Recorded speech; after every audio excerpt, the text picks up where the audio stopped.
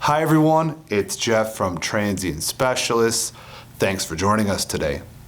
Today we're going to be spending some time on the testing capabilities of the EM Test Ditto from the display. This is going to be a more in-depth video to supplement on the overview we did previously. We'll start the video by going over the different testing types and modes. Then we'll move to the different criteria and test menus. And finally, we'll take a look at the pre-programmed test routines. For additional information, go ahead and check out the user manual, which I'll put a link for in the description below. The EM Test Ditto is designed to meet IEC 61000-4-2 requirements, providing 16 kV air discharge and 10 kV contact discharge in 100 volt steps. Alright, let's go ahead now and let's take a look at the display. Here's the starting display on the EM Test Ditto. As you can see, the simulator's battery life is shown in the upper right corner, and we have the resistance and capacitance combination in the lower left. As we navigate through the different menus, the trigger will act as a back button. While there are different test types, some of the functionality is adjustable on most of the different menus. This is going to include the trigger, repetition, count, and mode. Let's go ahead now, let's press the trigger and take a look at the main menu. Now we're taking a look at the main menu with the different test types. As you can see, we have Easy Zap with F1, Quick Zap F2, Evaluation F3, Test Routines F4, and finally our setup with F5. Let's go ahead now and let's spend a little bit of time on each. The Easy Zap in F1 allows for the selection of standard test levels and polarity. It also has some limitations on changing different criteria, including set voltages based upon the pre-programmed test levels. Below that, in F2, we have Quick Zap. Quick Zap is the most flexible and customizable and includes the option to select non-standard voltages. In F3, we have Evaluation.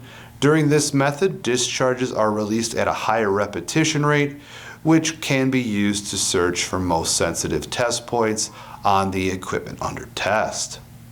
Below that, we have our test routines, which guide the user through pre-programmed test sequences. And then finally, all the way at the bottom, we have our settings. Let's go ahead now, let's select that F1 button and take a look at Easy Zap. Here's the Easy Zap menu. Starting in the upper left, we have the indication for our Easy Zap test type, and across from that, our battery life indicator. Taking a look in the middle of the screen, on the left side, we have our polarity, and just below that, our mode, which is shown as CD for contact discharge.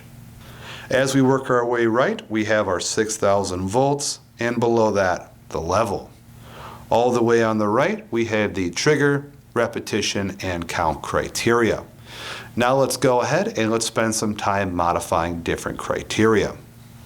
Let's go ahead now and let's change the mode to air discharge. To do that, press mode once, F2, and you can see it changed, flashing to AD right there. So we want air discharge, so we're just going to hit the trigger now, and it saves that in our menu. All the way on the right at the bottom we have count. This allows for the counting of the number of discharges or the counting down to 0. To adjust this setting, select F5 for count, and then use the negative or positive buttons to make the necessary adjustments. Let's go ahead and let's use the negative, go down to 5, and let's hit our trigger to save. As you can see, all the criteria we changed is now showing on the menu, and when you're ready to begin testing, you can go ahead and select F1 for start. There, along the bottom, you can see we have F1 again for stop, and then our associated levels in F2, F3, F4, and F5. As we mentioned previously, in the Easy Zap mode, the associated voltages are based on the pre-programmed test levels. As you can see right now we're at level 4. If we take a look at 3, we have 8 kV, 2, 4 kV, and level 1 at 2 kV. Let's go ahead now and select stop and take a look at the Quick Zap menu. Now we're taking a look at the Quick Zap menu, and it looks very similar to that of the Easy Zap menu. Let's go ahead and let's start with F3 for trigger. And there we have options for single, auto, as well as continuous. With the single, sending individual discharges when pressed, and continuous, releasing discharges for as long as the trigger is pressed.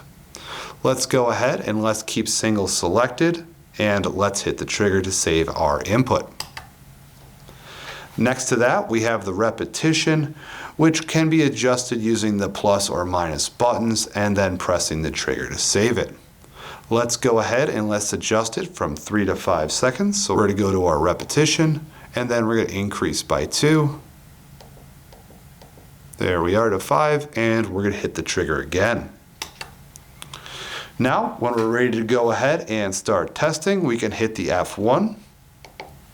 And this menu is going to look very similar to that of the Easy Zap, with the exception of being able to program in the different voltage levels. Let's go ahead and let's increase our voltage from 6 kV to 7 kV. To do that, go ahead and hit the up, F4, and then let's go ahead and let's change our polarity from positive to negative. Now, when we're ready to begin testing, we can press the trigger to begin. That should wrap up the Quick Zap menu. Let's go ahead now and take a look at the test routines. Here's the test routine menu with the different default values. This menu is going to look substantially different than the other menus we looked at during today's video. There's a couple different unique criteria. Let's go ahead and let's start in the lower left-hand corner just below the AD. There we have PV.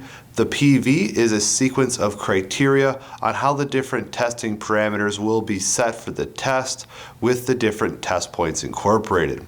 For additional information on the different modes, go ahead and check out page 16 of the user manual. Working our way now all the way on the right, there we have the number 10 followed by TP. This is the number of test points that the discharges will be applied to. We can go ahead and adjust that value by selecting F3 and then using the positive or negative buttons to make the necessary adjustments.